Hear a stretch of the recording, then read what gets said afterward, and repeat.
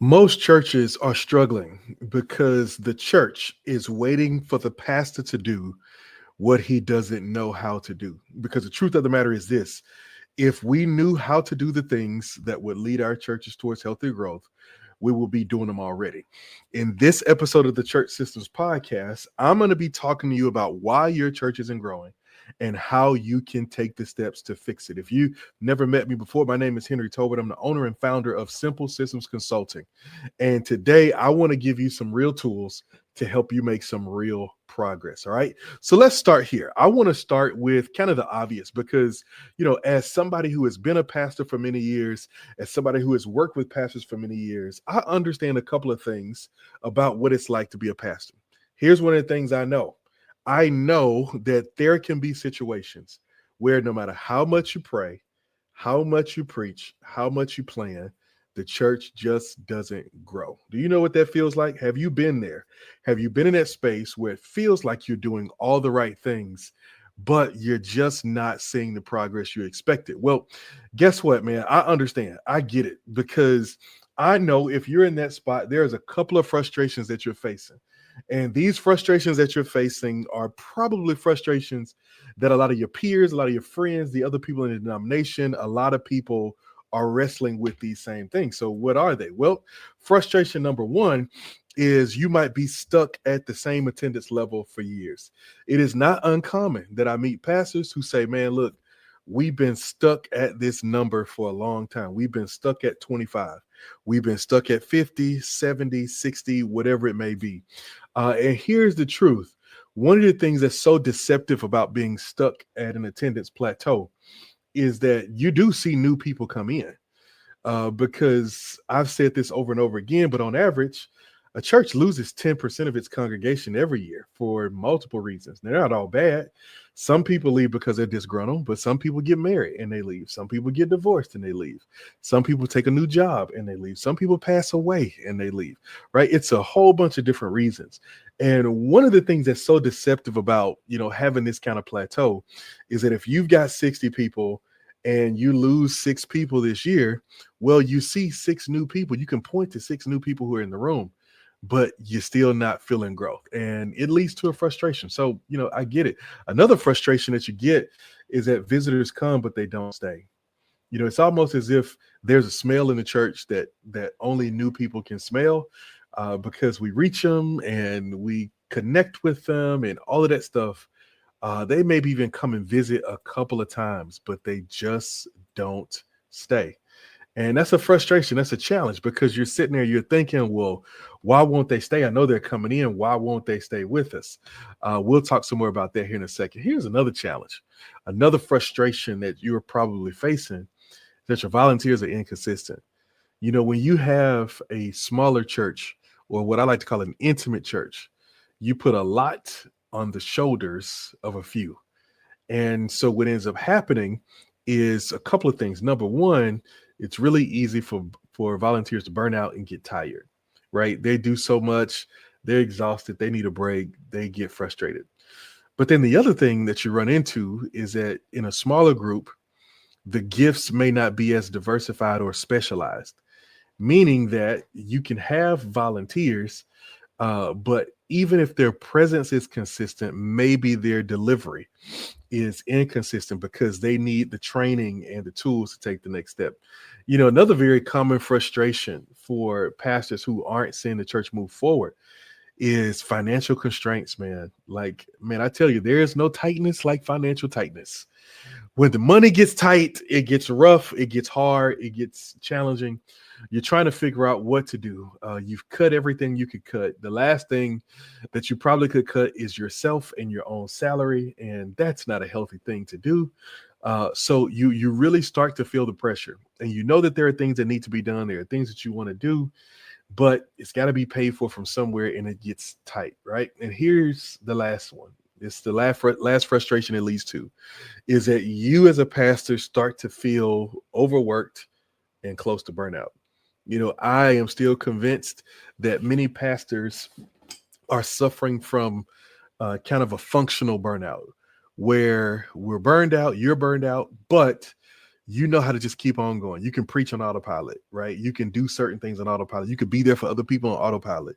But really internally, man, you're checking out. Internally, you're struggling. Internally, you're having some issues. And so I understand what that challenge is like, but I want to come today, not just to expose the problem, but to help you find some solutions. Because here's the reality: church growth is not just about preaching better sermons. It's not just about praying harder. It's about having a strategy that works, right? I know that because some of you, and maybe as you're listening, you're a great preacher. You preach the gospel, right? You pray and you lay your heart before the Lord, right? You're serious about that, but things still aren't moving forward. Well, sometimes it's because you need a strategy. And so here's what I'm going to give you today. A couple of things we're going to cover, a couple of things that I'm going to make sure you leave here with in this episode. Number one is that I'm going to talk to you about the major mistakes that keep the church stuck. You know, there are some things that you might be doing that's holding the church back. Here's my philosophy. None of us can make a church grow, right? If somebody tells you they can force your church to grow, run, right? None of us can make a church grow, but all of us can keep a church from growing, right? There are things that we can do to make it easier for growth to happen. But here's one of the things that can happen very easily. We can all get in the way of growth. We can get in the way of what God is trying to do. And so I want to talk about that. We'll also talk about how to fix these problems without burning yourself out, right? Because so often we come up with these solutions that are about you working harder and longer and doing more. And you're already stretched thin, and your family's already stretched thin, and your volunteers already stretched thin. So we're going to talk about doing these things in some ways that it doesn't cost you extra time and energy and cost you your health. But also, we're going to give you a proven framework, right? We're going to talk about a framework that we've been using for the last 6 years that's really been helping churches really take some next steps. All right. So I want to encourage you, stick around to the end, because at the end of this episode, I'm going to give you some clear next steps to help you move this thing forward. All right. So let's jump into it. There are 3 mistakes that I want to uncover today. We're going to dive into these for every mistake. I'm going to talk about what the mistake is, why it happens, but then I'm also going to talk about how we solve it. All right. So check this out. Mistake number 1 is you have no system for attracting and retaining visitors. You have no system for attracting and retaining visitors. Here's the truth. Most churches are praying for growth, but they are not prepared for it. I'm going to say it again. Most churches are praying for growth, but they're not prepared for it. And that's why visitors come once and they don't come back. Is because we're praying for a growth that we're not prepared for. We've got to get ready for it, right? Imagine for a second that there's a restaurant, right? And this restaurant has really, really great food, right?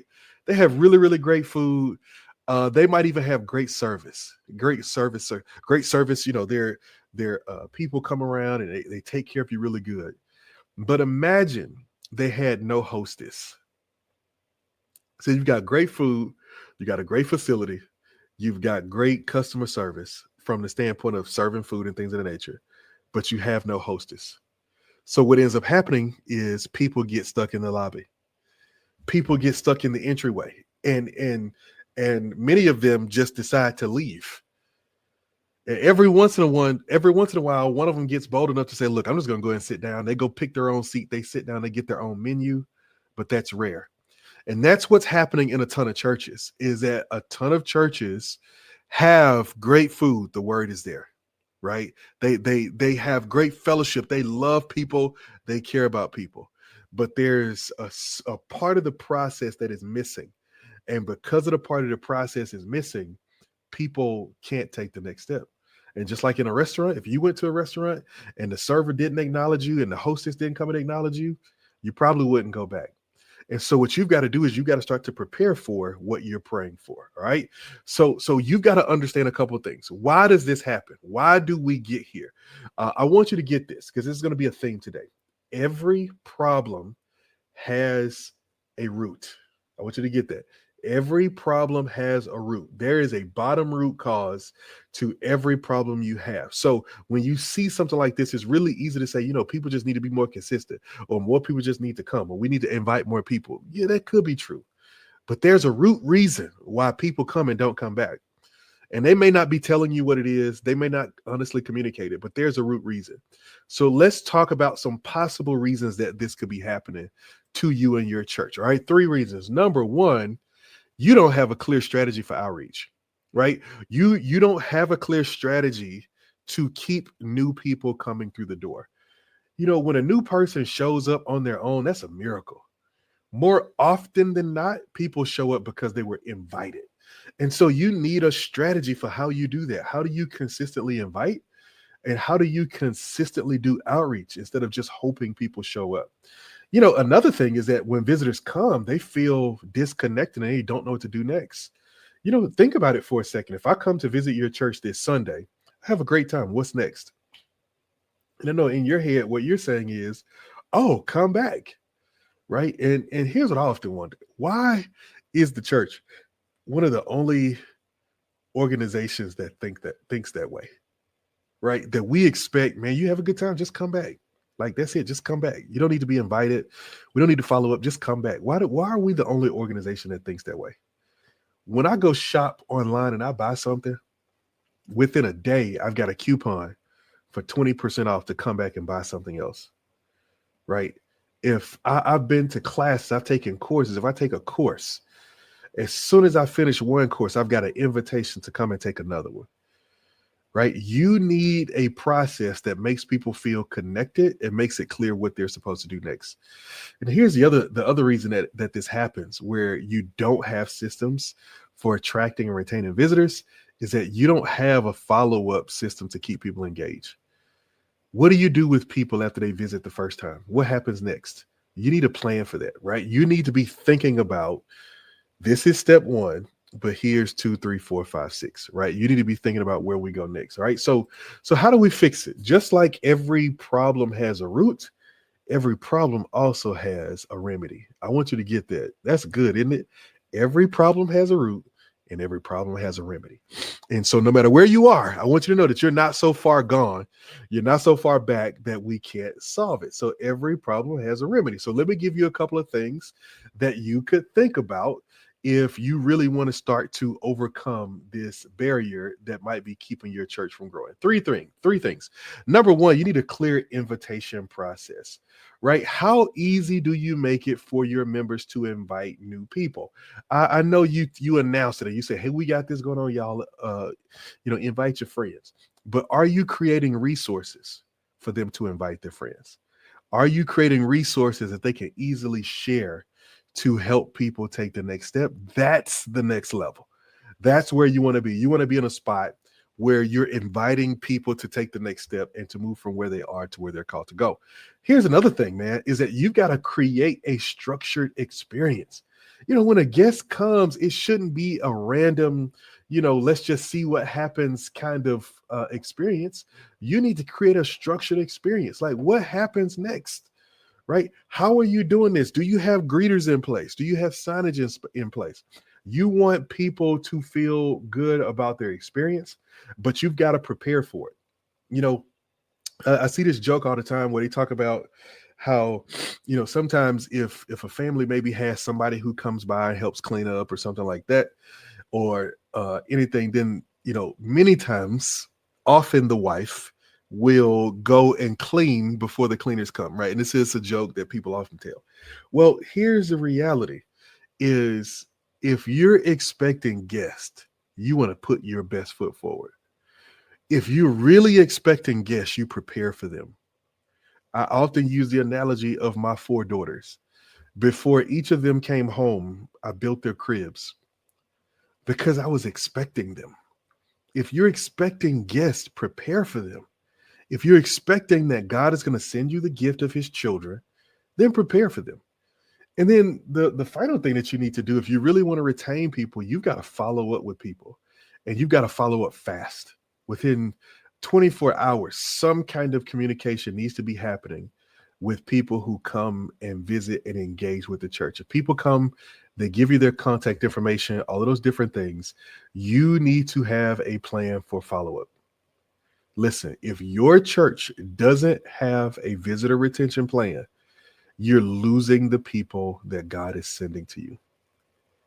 He's sending you gifts and you're just wasting them. And so you need to put together a plan. If you want to overcome this mistake, you got to put together a plan. All right, let's keep going. Number 2. All right, the pastor is doing everything. Listen, pastor, if this is you, if you're the pastor who's having to do everything, let me tell you something. You're the bottleneck to the growth that you're hoping to see. You're the bottleneck. And I know what you're thinking. You're like, man, look, if somebody else would do it, I wouldn't have to do it. Well, here's the thing. I'm going to say to you, just like Paul said to Titus, for this have I sent you. Right? So Titus, when you get over there, you run into all these problems and all these issues. For this have I sent you. I didn't send you there because it was already together. I didn't send you there because it was already perfect. I didn't send you there because everything was all good. I sent you there because there were problems. And you, my friend, are the answer to that problem. But you need to know what that looks like. Here's what that looks like. Ephesians 4 says these gifts, all the gifts he gave, are for the equipping of the saints for the work of ministry. This is one of the biggest changes that I see in the modern church. In the past, it felt like church leadership, pastors, their primary responsibility was preaching the gospel. That was what drove and moved the needle. Just preach the gospel. More than ever, now in the era where we live, preaching the gospel will always be primary. It will always be very, very important. But one of the things that's has come up to either in a close second, or maybe even overtaking it. And I think it's relational leadership. Relational leadership. It is a leader's ability to actually raise up, build teams, raise up people, equip people for the work of ministry. I'm telling you, that is a game changer. The way that people respond to the church and our culture responds to church is different. And the task and the responsibility of leaders is different. And so you doing everything is hurting things. Instead, it needs to be you learning to empower other people to come and help you do things. Here's the truth. If everything in the church depends on you, you can't grow beyond your leadership capacity, your personal capacity. The church can't grow beyond your capacity. That's John Maxwell, the law of the lid. It's simple. If everything is in your hands, you become the bottleneck that slows down things and keeps the ministry from going where it could go. So why does this happen? Well, remember what I told you. Every problem has a root and every problem has a remedy. Let's talk about the root. What's the root of you being the leadership bottleneck in the church? A couple of things. Because you're doing everything. You're preaching, you're leading, you're counseling, you're trying to do the admin, you're running events, you got all this stuff going on. And the truth of the matter is, if you're doing all of those things, you're probably not putting 100% into any of those things. And so you've got a bunch of things being done a little bit instead of a few things being done really well. Another reason this happens is because volunteers are unreliable because they're not being trained or developed. Is that you've got to train and develop them. So much of your vision is stuck in your head. It's stuck in your head. You know it. You know where you want to go. You know what you want to do, but it's stuck in your head. You got to get it out of your head and you got to get it on paper and into the hearts of the people. Here's another thing, though, that makes this so hard. And I see this so often. There's no clear leadership pipeline. There's no path that shows people how they grow to maturity and become leaders in the church that you lead.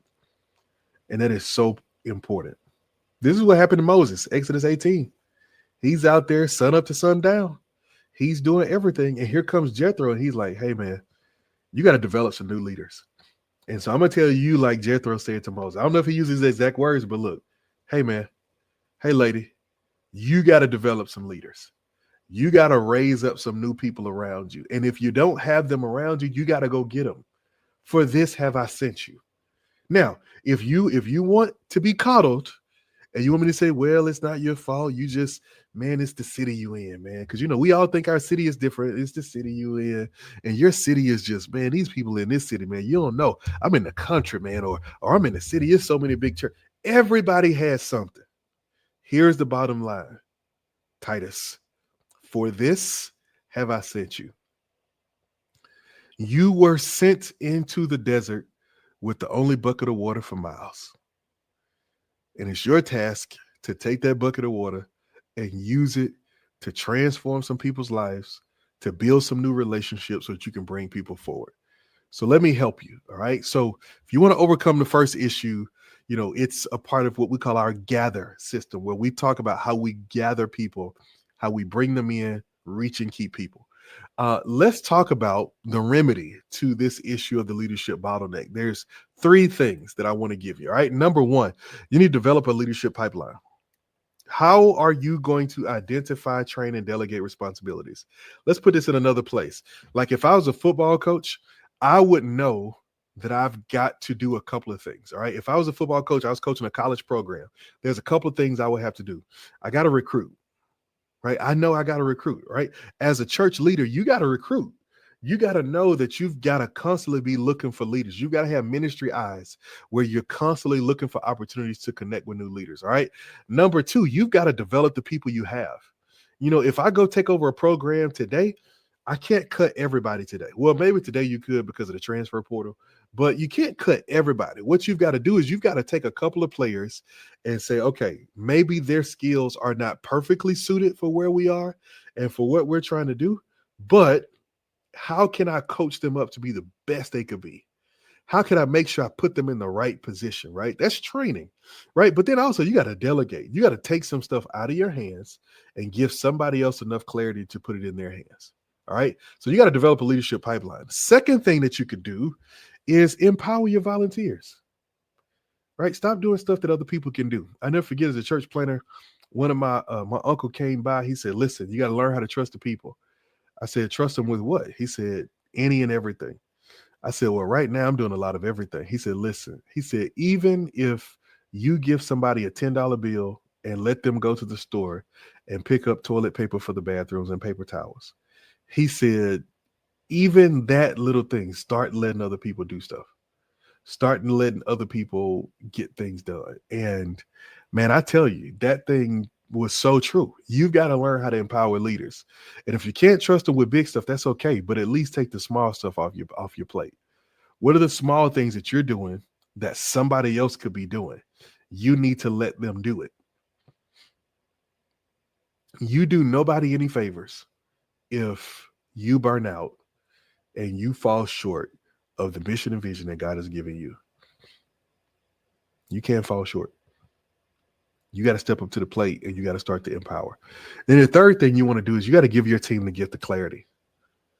You got to give them clarity. You need to make sure that your team understands exactly what you need from them. You'll be surprised. Sometimes you don't get great results from people because you weren't clear in your communication. And so if you start to build this kind of structure, what you're doing is that you're making growth sustainable. So it's not just a moment where we had a big event, a bunch of people came, they left. I know this is the boring stuff. And I know everybody wants the quick fixes. But if you build the systems, it will work. God took 6 days and he built creation based on a very clear system that he was building. But he built it so well in the beginning that it has lasted all of this time. And what I'm telling you is that one of the reasons that the things we build don't last is because we don't slow down and do the stuff that's not sexy and not popular. We don't slow down long enough to build the healthy systems at the foundation so that things could continue to grow and push forward. So you've got to stop and put these things in place, right? I know this is a little bit of tough love, but I'm telling you, you got to slow down. And it doesn't matter what stage of ministry you're in. If you're somebody who's been in ministry for 15, 20, 30 years, this is frustrating. I know this is the last thing you want to hear, that I got to rebuild and I got to redo. But what I'm telling you is, if you want to end well, if you want to end strong, if you want to pass your work to a leader and not pass him a burden, but pass him a blessing. If you want your successor to be able to come in and be excited about building on the foundation that you laid, instead of having to come up and uproot everything because stuff was built for the short term and not for the long term, You've got to start building the foundational processes and systems. You've got to put them in place. All right. Here's the third mistake. And we're going to talk about this, is that there is no clear discipleship and engagement path. I can't tell you how many times I talk about this one. I think the way we lead our churches makes it clear that we are not prepared for conversion growth. Because if we were prepared for conversion growth, what we would be doing is we would have processes in place for people who convert to Christianity, who go from unchurched to church. The lack of processes tells us you're not prepared. So when I go to a house, I can tell when kids live in a house, right? When children live in a house, there will be toys, and there will be blankets, and there will be teddy bears, and there will be, fruit snacks, and there will be juice drinks, and there will be all these things. Like I go into a house, where somebody has kids, you probably won't see a lot of glass just sitting around, fine china just hanging around. I won't see it because they have kids, and the house is built for the children that they plan to have. We plan to have children. When we plan to have children, we built our house. We purchased our furniture with children in mind, right? So I never forget our first living room set. We had this like wicker set that we had gotten when our kids were really, really young. And then as soon as one of my daughters got old enough, what did she start doing? She started breaking off the wicker set. So we got another living room set. And this living room set, it wasn't glitz, it wasn't glamour, it was nice, but we were more concerned about it being stain resistant and being durable, right? Because we're like, man, kids, they're always wasting stuff. They're doing this, the, and the other. That's how we put it together. When you look at how your church is set up, who is it for? Is it set up for people to become real followers of Jesus, or is it set up for people who already know Jesus? And the truth of the matter is, most churches don't have a clear way to take people from first-time visitor to fully engaged member. They just don't have it. They just don't have it. And since we don't have it, we wonder, why isn't God sending us unchurched people? Because we're not prepared for them. We're not prepared for them. So why does this happen? All right. Couple reasons this happened. Again, every problem has a root and a remedy. So what's the root of this problem? Number one is there's no clear next steps after Sunday. We don't have a plan for what we want people to do after they come on Sunday. If you're saying just come back to church next week, that's not a good plan. You need something more than that. Okay, you need to dive into it. The second thing is there's no relational connection beyond the worship experience. With the people you have and with the people you want to reach, they're not communicating and you're not talking to them beyond Sunday. And so what you're communicating to them is, hey, look, this church is a Sunday church. Just come to church on Sunday. That's all we got. The third reason that this happens too, though, is that people just don't know how to serve and grow at your church. They don't know what to do next. There's no clarity around it. So they just kind of winging it, right? I want you to think about this for a second. Imagine for a second you owned a gym or there was a gym, and that gym was like going crazy trying to get people to sign up for the gym. Hey, look, come sign up for our new gym. Like we got all the equipment, we got trainers, we got all this stuff like this, right? And people sign up for the gym, but they don't know how to use the equipment. You don't give them a workout plan. And then once they sign up, they discover you have no trainers. What do you think those people are going to do? It's just a matter of time before they quit. Some of them are going to ask for their money back because they're going to feel like they were bamboozled, they were tricked. And this is what happens in churches every week, is that we go gung-ho to get people to sign up. Come sign up, man. Come be a Christian. And when they come in, there's no equipment. There's no workout plan. And there are no trainers to help them do what they need to do. You need to make sure that you understand you need a clear path. All right. So that's the root. What's the remedy? All right. Well, I'm glad you asked. There are 3 remedies I'll give you for this. All right. And we're getting ready to come to the close of this episode. 3 things. Number 1, you need to define your path. How does a person go from first time guest to leadership? You need a path, because if you don't have a path, you're going to be guilty of some pretty bad things. If you don't have a path for leadership, you can only promote the people you know and like. And that's not good. You need a path. What's going to be your path? All right. You need a plan so you give people clear steps. Number two, you need to have a membership and a small group or Sunday school onboarding process. Make it easy for people to make relationships. Make it easy for them to connect. Make it easy for them to take the next steps. And then number three, you got to preach with intentionality. You've got to preach like you believe there are unchurched people coming. Right? So here, that looks a couple of ways. So here's a couple of things that I would suggest. One, you need to teach your current members how to handle unchurched people. You got to teach them, like, look, don't be all judgy and weird. Like, you got to handle these people well. But then you need to preach as though people in the audience don't understand. Here's one of my favorite things is that anytime I preach the word, I want to speak to three groups of people. I want to speak to beginners, intermediates, and advanced, right? So I want to speak to the advanced people in the message. I want to remind people who are studying their word, who have been walking with the Lord. I want to remind them of their responsibility, remind them of what the word says, and I want to draw their attention back to something that they've likely seen before. The intermediates, I want to make sure I introduce to them some new information, but also I want to start challenging them to take some next steps and to go forward. But with my beginners, I want to talk to them like they have never been in a church before, and they're trying their best to understand the basics of our faith and what we believe. So I catch myself saying stuff like, come on, y'all know the story of David and Goliath. No, some of them don't know the story of David and Goliath. Some of them don't know. Right. And so I can't assume that because I'm in church with all these people I see and I know that everybody understands the story. No. So I had to say, hey, look, in the story of David and Goliath, here's what happens. I've got to walk through that with them. I've got to give that to them. But then I've got to pull something out of that that's going to work for everybody else. So my point is this, is that you've got to preach with intentionality. You've got to move from a place where you preach whatever you feel, or whatever happens in the moment, and understand that a part of your authority as a leader is you've got to preach towards where the people want to go.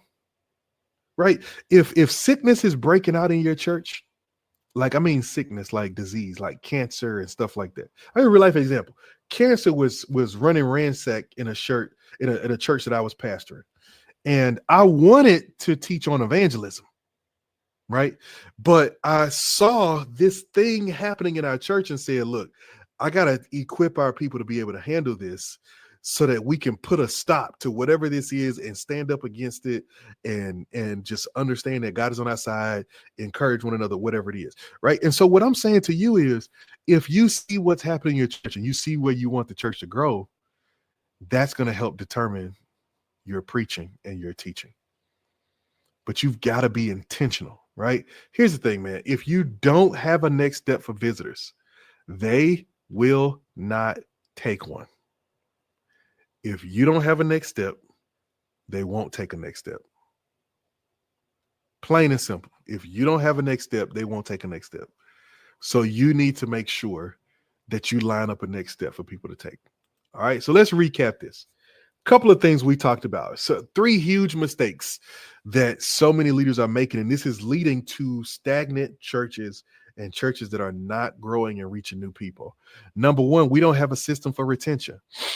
We don't have a plan to keep new people coming back. Number 2, we don't have a leadership pipeline. Pastor, you doing everything and you killing yourself and the people too. Like Jethro told Moses, you're going to wear yourself out and the people too. And then number 3, there's no leadership or no clear discipleship path. Like people don't know how to become a disciple. You don't have a plan to make disciples. You have settled for making church attendees instead of making disciples. And let me tell you something. You need disciples if you want to have a movement. If you want to have a movement where you see God do something special, you can't just have church attendees. You need disciples. Disciples respond differently. Disciples support differently. Disciples give differently. Disciples serve differently. So you got to put it out there. All right. So listen, if you want to take a next step, you need some support. Then I've got something for you. All right. If your church has been battling with all these things that we're talking about, well, guess what? I want to help you. All right. So I'm offering a free breakthrough strategy call. It's a breakthrough session. And on this call, we'll talk for about 30 to 45 minutes. I'll ask some questions. You can share with me all the things that are going on in your church. I can be a sounding board for you to help you navigate through it. And on that call, I'm also going to give you some insight. I'm going to say, hey, if I were in your shoes, here are some of the things that I would do. If I were in your shoes, here are some of the things that I would address. I would really help you do it. But then I'm also going to share with you how you could potentially be a part of our church systems boot camp. Our church systems boot camp is a 12-month coaching program that comes with everything you need to move from where you are to where you need to go. If you have been looking for some support, if you've been looking for some help, if you've been looking for some insight, guess what? You have just found it. With the Church Systems Bootcamp, we do live group coaching calls with our pastors from across the country every Sunday night. We give you access to our systems training library and all of our templates. And you can have an opportunity to spend some time with me or a member of our team who can come in and help you with some of the specific things that you're trying to do. All right. Here's the bottom line. You don't have to stay stuck where you are. I believe that God wants to see the church grow. I believe that Jesus is coming back for his bride, and it's our job. Paul said in Colossians chapter 1, he says, this is why I work so hard. I want to present everybody perfect in their relationship with Christ without spot or wrinkle. We believe that there's opportunity for us to do what God's called us to do, but we've got to step into that role. Paul said to Titus, for this have I sent you. And I believe God sent you where you are, but it's your job to get the support you need in order to do what he's called you to do. So listen, I would be honored if you would love to connect with us. Just click the link below in the description and you can plug in, you can book your breakthrough session. We can talk, we can get together, and we can take some next steps. All right. Listen, I hope this was good for you. Until next time, you know what to do. Keep the gears turning. Peace.